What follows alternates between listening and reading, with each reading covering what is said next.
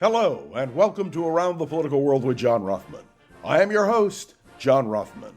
If you're a fan of the show, make sure to hit the follow button on the top right of Apple Podcasts, Spotify, or wherever you are listening at this very moment.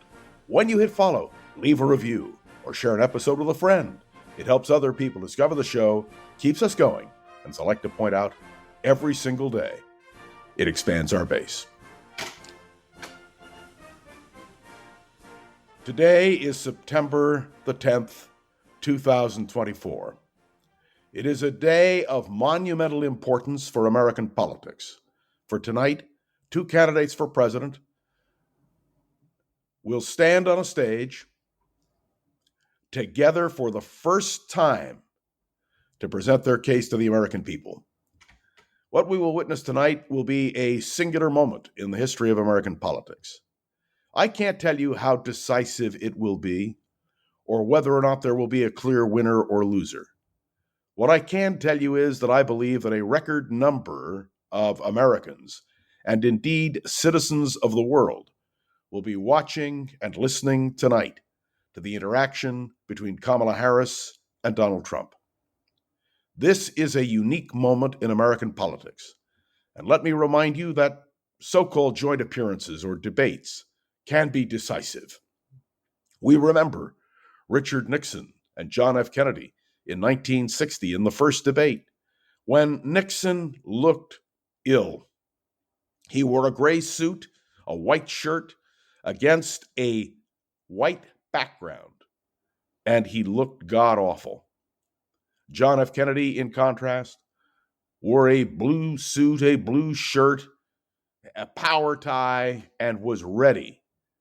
I don't know that there is a substantive change between Nixon and Kennedy, but appearance made all the difference in the world. We will watch tonight to see how the candidates look. How comfortable are they? Yes, we will watch tonight to see whether or not they shake hands, what their demeanor will be coming onto the stage, and what they will be doing as they leave the stage. We will be looking at how they interact with each other. All of that is part of the game. We will also be looking for mistakes.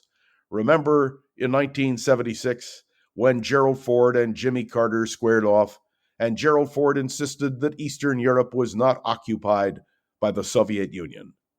It was a disastrous moment for Gerald Ford, and he knew better, but even when he was given the opportunity to correct his error, he wouldn't do it. He couldn't do it, for whatever reason. And that was a tremendous blow to the candidacy of Gerald Ford.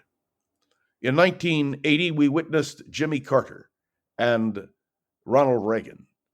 And who will ever forget that great line?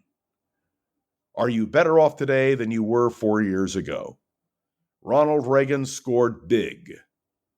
But in 1984, when Reagan debated Mondale, do you remember that in that first debate, Walter Mondale won? He won because Ronald Reagan could not put together a concluding statement that was coherent.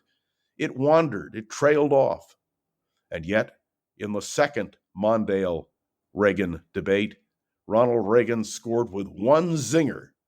I will not hold my opponent's youth and inexperience against him. Even Walter Mondale laughed at the line, and Ronald Reagan was saved and went on to carry 49 of 50 states. When we look at 1988, when Michael Dukakis came out of the Democratic Convention with a 19-point lead in some polls, and yet when Bernard Shaw asked him the question about what he would do if his wife Kitty were raped, how he would respond, well, you know that Michael Dukakis blew it. He defended his opposition to the death penalty and frankly failed to answer the question. And you can go on down the line in future presidential debates to notice that it is the error that makes the difference. When George H.W. Bush looked at his watch in 1992, a lot of people said, that's it. And of course, we have to take into account all of the various attitudes that will be demonstrated during the course of this debate, including, as I watched Fox last night, the attack on ABC News, the idea that the people staging the debate are anti-Trump. It was a clear and evident statement by Fox that they're not happy with the fact that ABC is in charge, and Ronald Reagan and Walter Mondale and Richard Nixon and John F. Kennedy all had the advantage, all of them, of having a fairly neutral debate stance, because then there was a committee, a group that organized presidential debates. That isn't the case anymore. Will there be more than one debate? It's a good question, and a lot hinges on what happens tonight.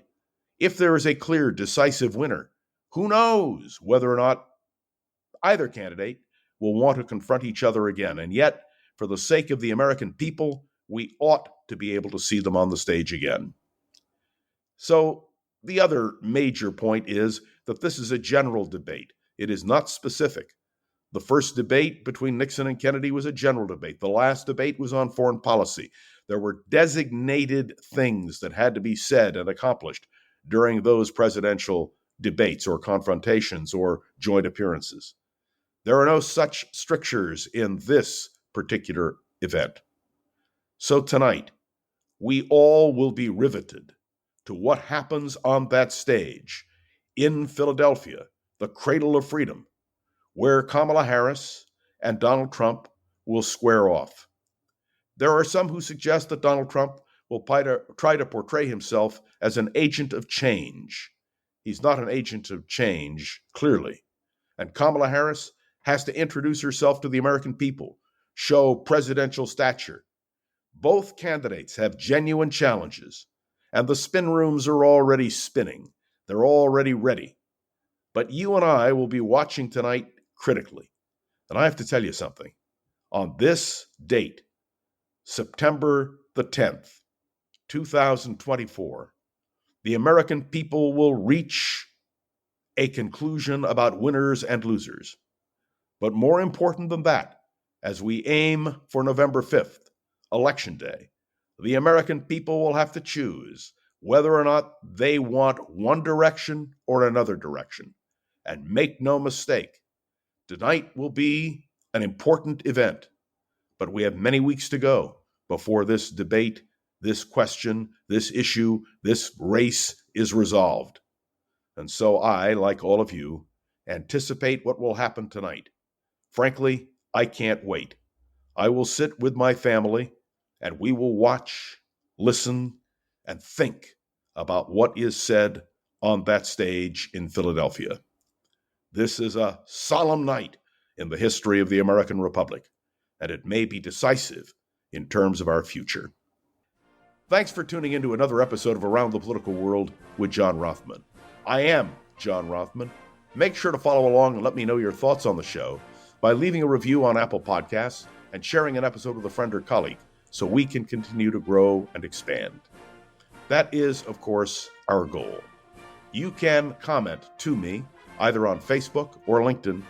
We read and analyze everything you say, and let me assure you that feedback is vital. I want to say a special word of thanks to Gogo Zoger, who is the producer of this program. All right, I will see you tomorrow.